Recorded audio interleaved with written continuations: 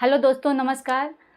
इस समय पे हम लोग डाइजेशन के बारे में पढ़ रहे हैं। तो डाइजेशन में हम लोगों ने कहाँ तक पढ़ लिया है? तो हम लोगों ने पढ़ लिया है कि पाचन की शुरुआत हमारे मुख से होती है। मुख में पाया जाता है, लार पाया जाता है, जीभ पाई जाती है और दांत पाया जाता है, जिसमें दांत का और जीभ का पाचन में कोई खास काम नहीं होता। सिर्फ वहाँ काम होता है, दांत का काम होता है तोड़ फोड़ करना और जीभ का काम होता है खाने में लार को मिक्स करना। मेनली काम होता है यहाँ पर एंजाइम्स का, जो पाए जाते हैं लारी ग्रंथियों में। वो क्या करता है? तो वो खाने में जो पाया जाता है कार्बोहाइड्रेट उसको पचाता है और उसके साथ जो भी जर्म्स और बैक्टीरिया होते हैं तो कुछ हद तक उसका भी मार डालता है या उसका पाचन करता है। उसके बाद वह खाना जाता है हमारे फूड पाइप में। फूड पाइप जो क्या होती है, 25 सेंटीमीटर लंबी होती है। वहाँ पे पेरिस्टालसिस की प्रोसेस चलती है और वो खाना वहाँ से होता हुआ हमारे आमाशय में आता है। तो आज से हम लोग पढ़ेंगे आमाशय के बारे में कि आमाशय क्या है। ठीक है, तो माउथ से हमारा खाना कहाँ पे आया? तो माउथ से हमारा खाना आया फूड पाइप से होता हुआ, वो आया आमाशय में आया। आमाशय में यहाँ पर पाया जाता है एक वॉल्व। यहाँ पर एक वॉल्व पाया जाता है जिसे कहा जाता है लोअर ईसोफेजियल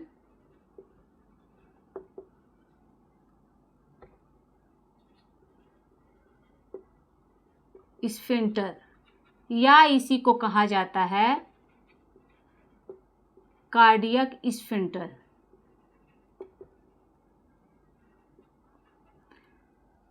ये क्या करता है? तो जब खाना हमारी इस फूड पाइप से होता हुआ नीचे आता है, आमाशय में आता है, तो एक बात बताइए कि जो खाना नीचे आया, क्या हम नीचे झुकते हैं तो क्या वो खाना लौट आता है? तो वो खाना नहीं लौटता। क्यों नहीं लौटता?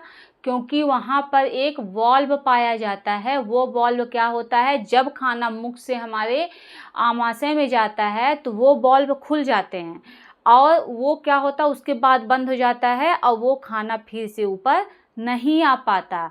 क्यों? क्योंकि उसमें वॉल्व पाया जाता है। कौन सा वॉल्व पाया जाता है? तो वो पाया जाता है कार्डियक स्फिंक्टर वॉल्व। ठीक है, अब देखिए क्या हम लोग देख रहे हैं? तो हम लोग देख रहे हैं स्टमक के बारे में। स्टमक या आमाशय, ठीक है। तो ये जो हमारा स्टमक होता है, ये आमाशय जो हमारा होता है, इसकी आकृति कैसी होती है? तो इसकी आकृति होती है जे शेप की। इसकी आकार जो होता है ये कुछ जे शेप का होता है। इसमें पाया क्या जाता है? तो इसमें हमारा जो खाना होता है वो 3 से 4 घंटे तक रहता है। यानी हमने जो भी खाना खाया वो 3 से 4 घंटे तक हमारे आमाशय में रहता है। आमाशय में क्या होता है, जब 1.5 से 2 घंटे होते हैं, 2 घंटे के बाद क्या होता है, ये आमाशय के अंदर जो एंजाइम्स पाए जाते हैं वो क्या करते हैं, वो निकलने लगते हैं और खाना का पाचन शुरू हो जाता है। खाने का तोड़ फोड़ यहाँ से शुरू होने लगता है। इसके कितने पार्ट होते हैं? तो आमाशय के 4 भाग होते हैं। आमाशय के कितने भाग होते हैं? तो इस आमाशय के 4 भाग होते हैं। सबसे पहला होता है कार्डिया, दूसरा होता है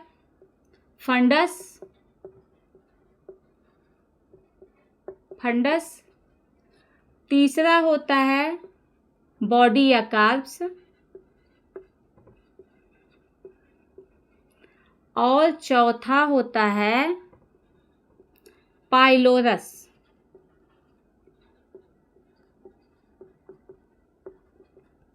ठीक है,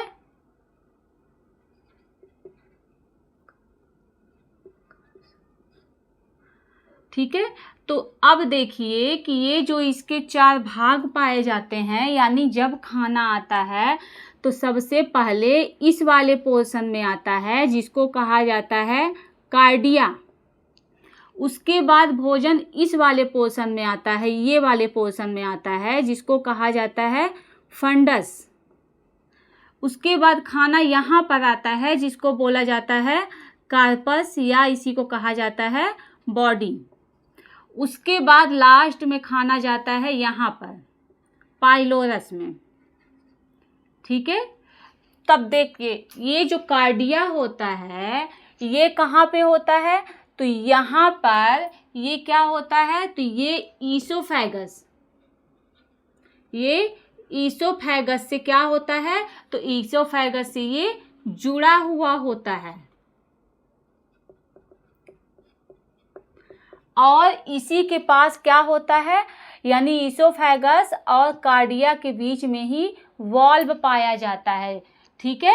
उसके बाद फंडस, यानी जो गैस होती है, जब हम कुछ खाते हैं तो हमारे खाने के साथ जो गैस होती जो है वो कहाँ चली जाती है, तो वो जाती है फंडस में और वहीं से हमको डकार आती है। यानी डकार की प्रोसेस कहाँ पे होती है, तो वो डकार की प्रोसेस हमारे फंडस पे होती है। यानी जो हमारे खाने के साथ जो हवा चली गई है वो डकार के रूप में निकलती है। तो कहाँ से निकलती है, तो वो फंडस से निकलती है।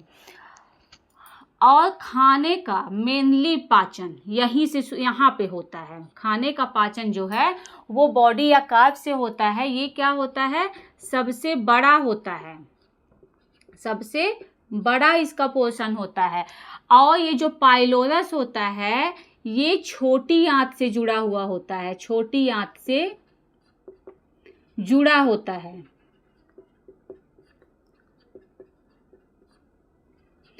और ये क्या होता है, तो इधर यहाँ पे छोटी आंत चालू हो जाती है, तो यहाँ पर क्या होता है, छोटी आंत से जुड़ा होता है एक वॉल्व के द्वारा। उस वॉल्व का नाम है पाइलोरिक स्फिंक्टर। ठीक है। इसका नाम क्या है, पाइलोरिक स्फिंक्टर नाम है। यानी ये जो पाइलोरस होता है ये छोटी आंत से जुड़ा होता है इस वॉल्व के द्वारा, वॉल्व के द्वारा। ठीक है। और ये किससे जुड़ा होता है, तो ये जुड़ा होता है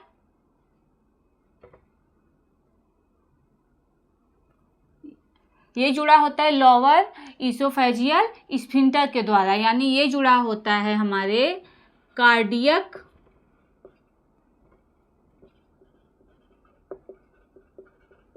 स्फिंक्टर के द्वारा।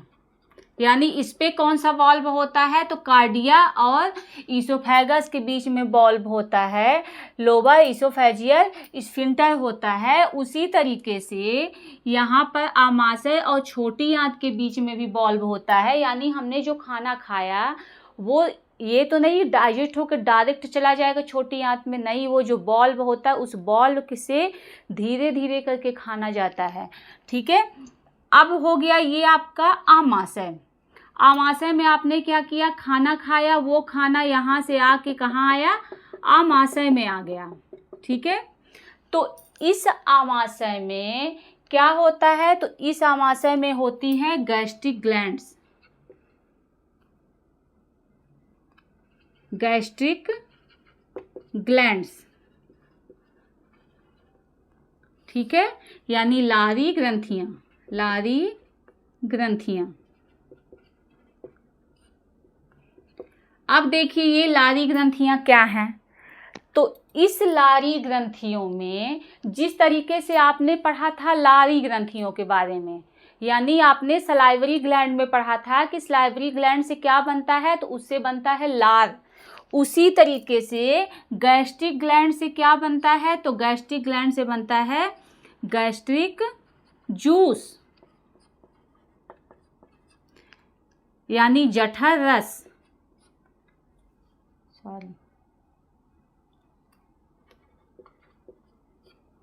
जठर रस बनता है।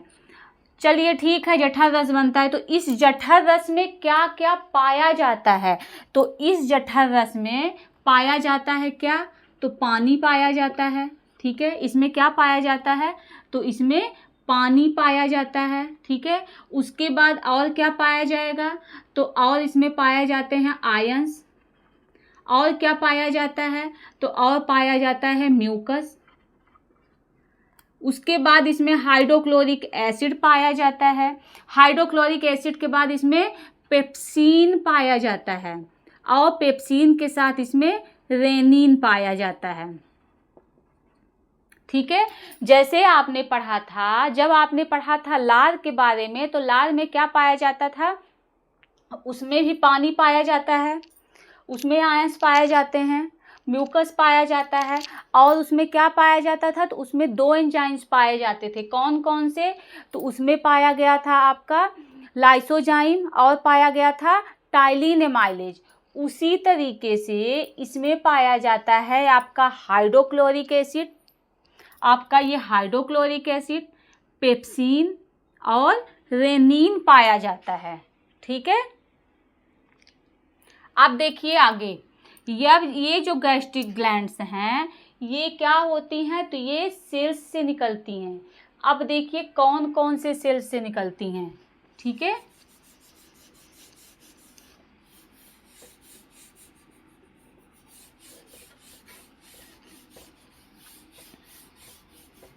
इसमें क्या होता है, आमाशय में क्या होता है कि इसमें ये जो गैस्ट्रिक जूस जो निकलता है गैस्ट्रिक ग्लैंड से, तो ये गैस्ट्रिक ग्लैंड्स जो हैं, ये जठर ग्रंथियां जो हैं, ये जठर ग्रंथियां 3 प्रकार से सेल से बनी हुई होती हैं। किससे बनी होती हैं, तो ये 3 प्रकार के सेल्स से बनी होती हैं।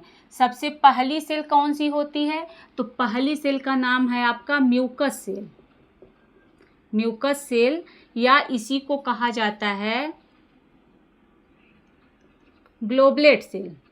ग्लोबलेट सेल, ठीक है, ये क्या बनाती है, तो ये बनाती है म्यूकस। म्यूकस या श्लेष्मा। ठीक है, तो ये जो म्यूकस या श्लेष्मा है ये क्या करता है, तो ये खाने को चिपचिपा बनाकर दीवारों से चिपकने नहीं देता। यानी ये क्या करता है, तो ये भोजन को चिपचिपा बनाकर दीवारों में चिपकने नहीं देता। ठीक है,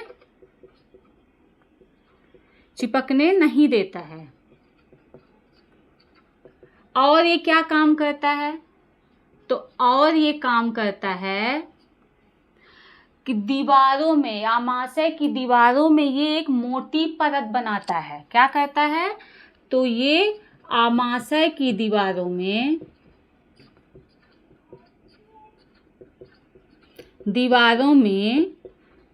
मोटी परत बनाकर दीवारों की रक्षा करता है। दीवारों की रक्षा करता है।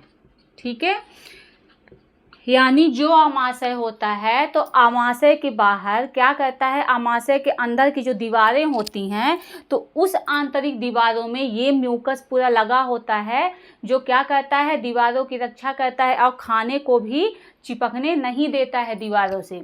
उसके बाद इसमें दूसरी सेल्स पाई जाती हैं। दूसरी सेल्स कौन सी पाई जाती है, तो दूसरी सेल्स का नाम है पेराइटल सेल या इसी को कह सकते हैं ऑक्जेंटिक सेल।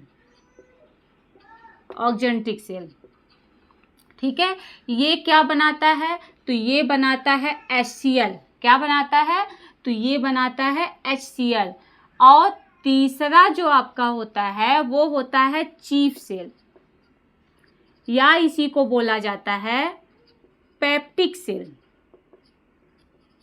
ये क्या बनाती हैं, तो ये बनाती हैं प्रोरेनिन और बनाती हैं, यानी फर्स्ट आपका प्रोरेनिन बनाया और दूसरा इसने क्या बनाया, पेप्सिनोजेन, पेप्सिनोजेन, ठीक है। यानी आप देखिए हमारे आमाशय में क्या पाई जाती है, तो आमाशय में पाई जाती हैं जठर रस पाया जाता है। उस जठर रस में क्या क्या पाया जाता है, तो जठर रस में पाया जाता है पानी पाया जाता है, उसमें आयंस पाए जाते हैं, उसमें म्यूकस पाया जाता है, हाइड्रोक्लोरिक एसिड पाया जाता है, पेप्सिन और रेनिन पाया जाता है। तो ये सारी चीज़ें मिलकर क्या बनी, तो ये सारी चीज़ें मिलकर बनी गैस्ट्रिक जूस बनी। अब वो जो गैस्ट्रिक जूस होता है वो क्या होती हैं, 3 प्रकार की सेल से बनी हुई हो, 3 प्रकार के सेल से निकलती हैं। पहली सेल का नाम क्या हो गया, तो आपका म्यूकस सेल या गॉबलेट सेल हो गया। वो क्या बनाता है, तो वो बनाता है आपका म्यूकस बनाता है या श्लेष्मा बनाता है, जो क्या करता है, आमाशय की दीवारों में रहता है, जो कि खाने को चिपकने से बचाता है। उसके बाद पेराइटल सेल या ऑक्जेंटिक सेल, ये क्या काम करता है, तो इससे निकलता है हाइड्रोक्लोरिक एसिड, जिसको मैं अभी डिटेल में बताने वाली हूँ। उसके बाद चीफ सेल होता है या पेप्टिक सेल होता है, जो क्या बनाता है, तो वो बनाता है प्रोरेनिन और पेप्सिनोजेन बनाता है। अब देखते हैं कि हाइड्रोक्लोरिक का काम क्या है, ठीक है।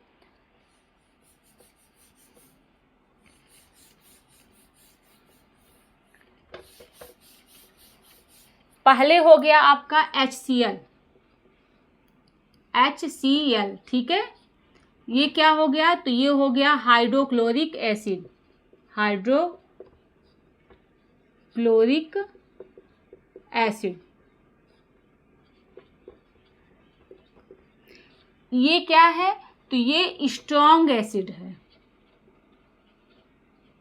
ये स्ट्रॉन्ग एसिड है। इसका pH कितना होता है, तो इसका pH होता है 1.5 से लेकर 2.5 होता है। यानी ये इतना स्ट्रॉन्ग एसिड है कि अगर ये हमारी हाथ में या बॉडी के कहीं भी पड़ जाए तो वहाँ की स्किन को ये जला सकता है। ये इतना स्ट्रॉन्ग एसिड होता है। ये जो स्ट्रॉन्ग एसिड होता है ये क्या करता है, तो ये जर्म्स और बैक्टीरिया को मारता है। ये क्या करता है, तो ये जर्म्स और बैक्टीरिया को मारता है।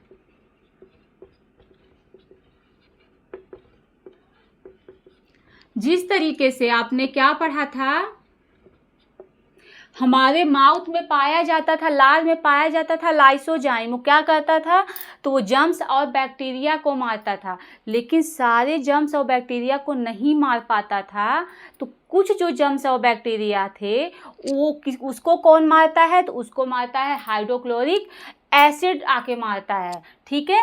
उसके बाद इसी HCl के वजह से क्या हो जाती है, तो हमको हो जाती है एसिडिटी या अम्लता, ठीक है। यानी ये जो HCl होता है, हाइड्रोक्लोरिक होता है, इसी कारण हमको क्या हो जाती है, तो हमको एसिडिटी हो जाती है, हमको गैस बन जाती है।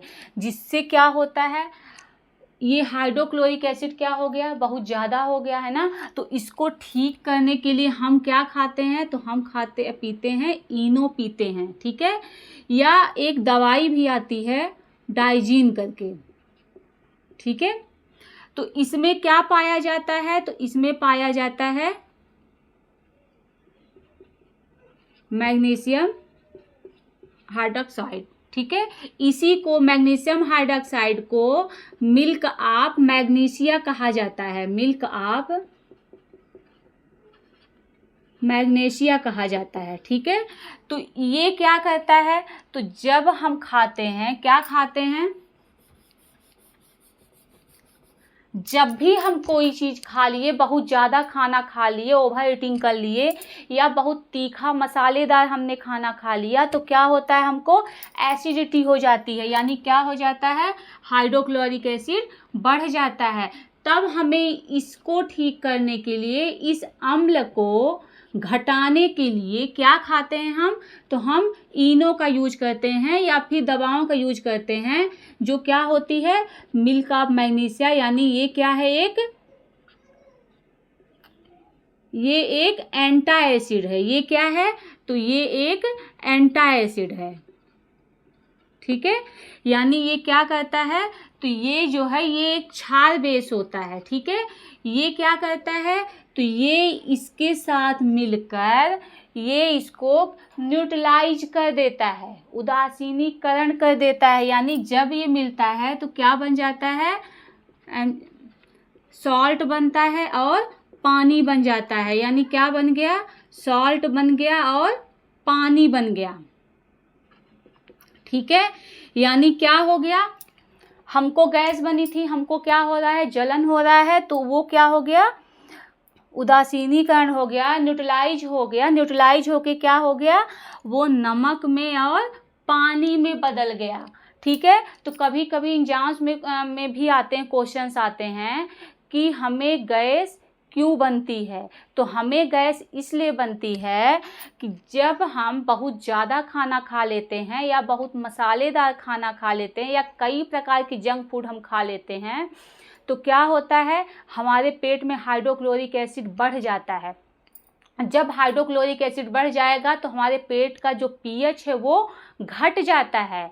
तब उससे क्या होता है? हमें सीने में, हमारे पूरे आंतों में, पूरे स्टमक में जलन होने लगती है या जलन होने का महसूस होता है। तो हमें ऐसा लगता है कि हमें गैस बन गई है। तो इसको ठीक करने के लिए क्या करते हैं? तो इसको ठीक करने के लिए हम इनो का यूज करते हैं। तो इनो में क्या पाया जाता है? इनो में पाया जाता है मिल्क ऑफ मैग्नीशिया पाया जाता है, जो क्या करता है? हाइड्रोक्लोरिक एसिड को घटा देता है। एक अम्ल को क्या करता है? एक एंटा एसिड जो होता है वो मिल करके इसको न्यूट्रलाइज कर देता है, और न्यूट्रलाइज करने पे नमक और पानी में बदल जाता है और हमें जलन से आराम मिल जाता है। ठीक है, तो ये हो गया हमारा HCl। अब एक चीज़ देखिएगा, HCl का और भी इम्पोर्टेंट काम होता है। क्या काम होता है? चलिए देखते हैं। ये जो HCl होता है, ये HCl, ठीक है, ये HCl क्या करता है? तो पेट में हमारे एसिडिक माध्यम देता है। क्या करता है? एसिडिक मीडियम देता है। और जब एसिडिक मीडियम हमारे पेट में होगा तो एसिडिक मीडियम से जो एंजाइम्स हैं वो क्या होंगे? एक्टिव हो जाएंगे। यानी क्या हो जाएंगे? जो एंजाइम्स होते हैं वो एंजाइम्स क्या होंगे?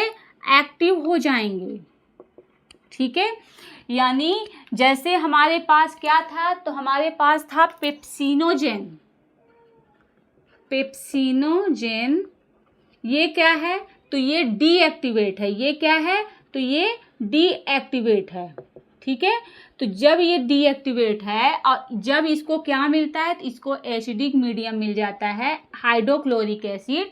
तो ये क्या हो जाता है? तो ये एक्टिवेट हो जाता है। यानी ये किस में बदल गया? तो ये बदल जाता है पेप्सिन में बदल जाता है। ठीक है, ये किस में बदला? पेप्सिन में। अब ये क्या हो गया? तो अब ये एक्टिवेट हो चुका है। ठीक है, और जैसे ही ये एक्टिवेट होगा तो एक्टिवेट होने के बाद ये क्या करेगा? सबसे पहले ये हमला करेगा। किस पे हमला करेगा?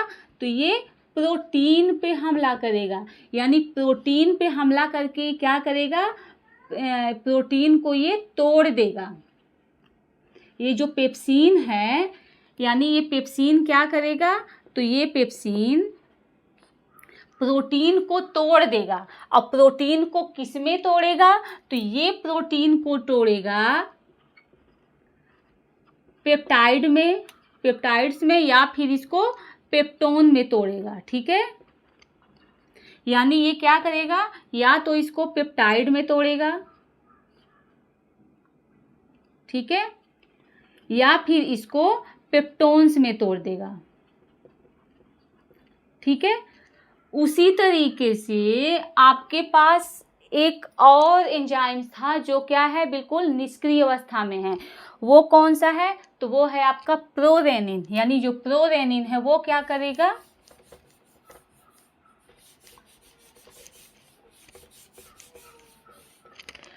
प्रोरेनिन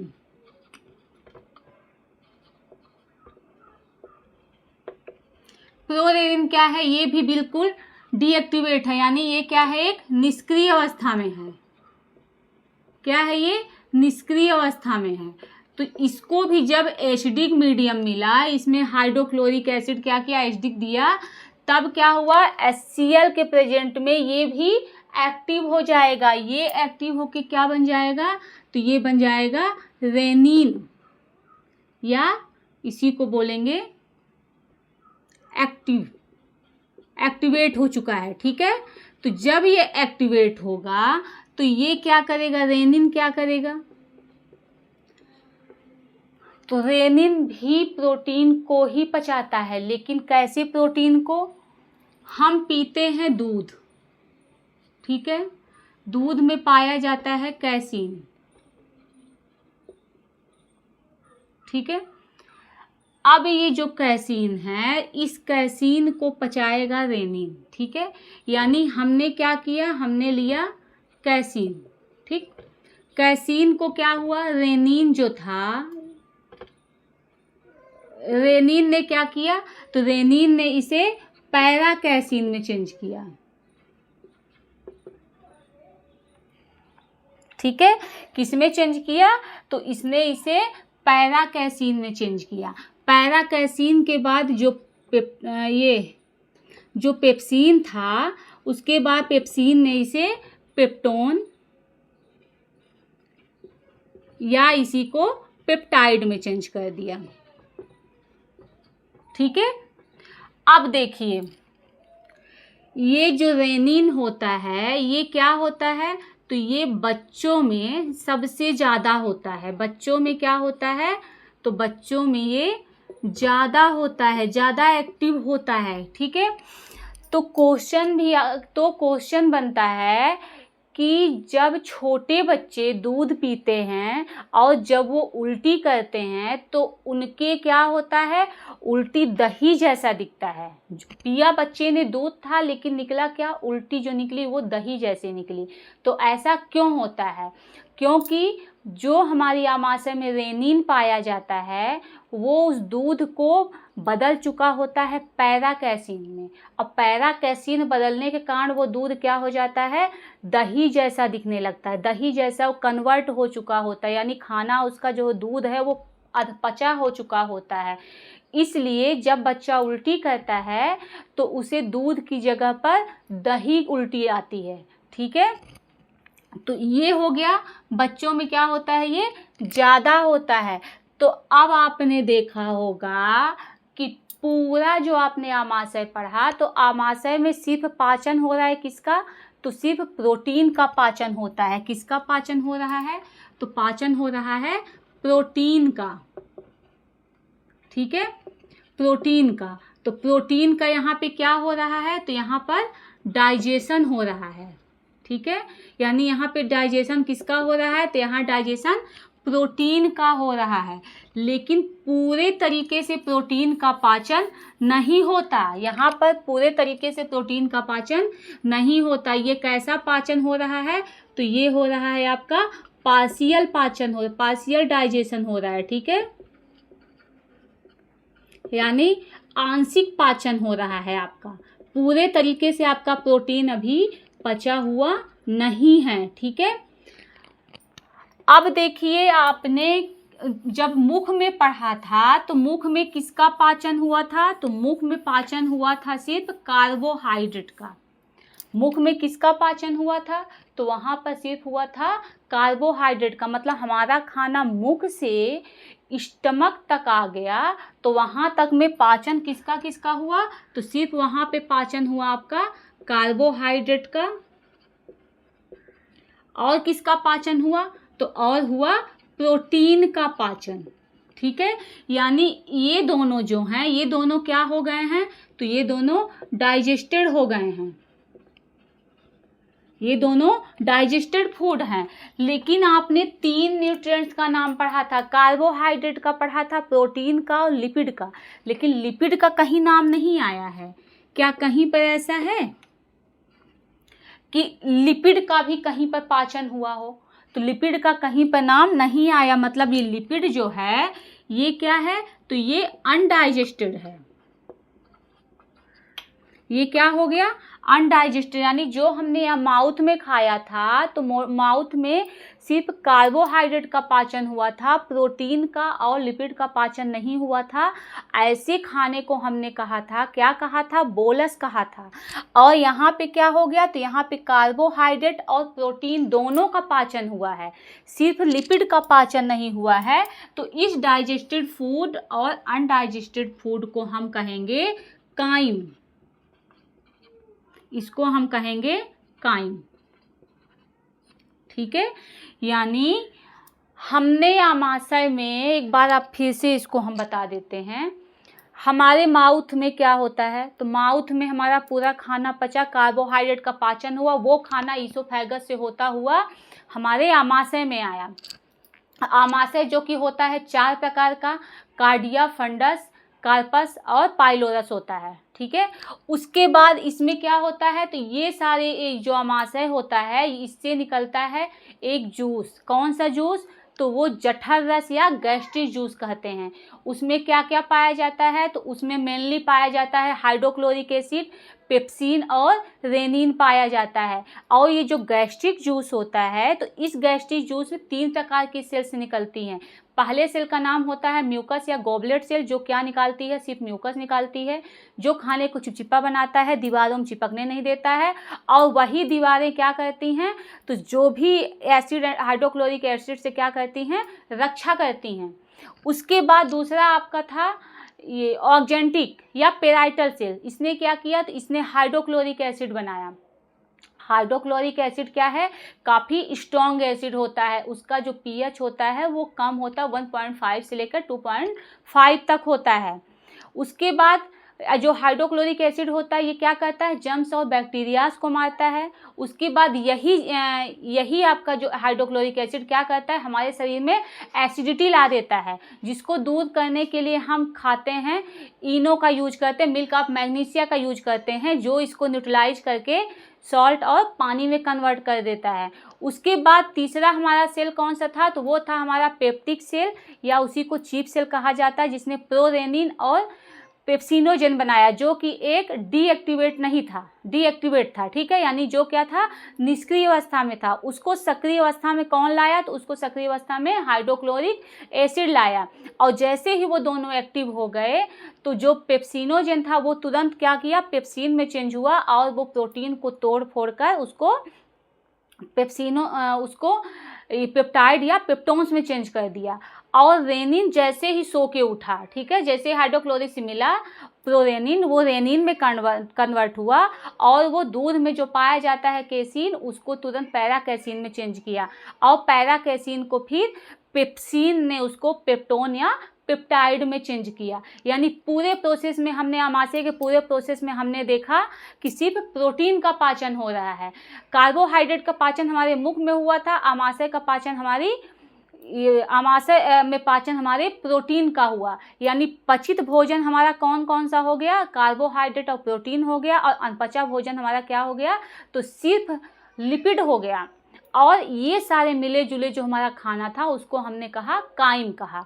यानी क्या कहा गया उसको, तो उसको काइम कहा गया। ये रहा आपका स्टमक का। ठीक है, अब अगले क्लास में हम पढ़ेंगे छोटी आंत के बारे में।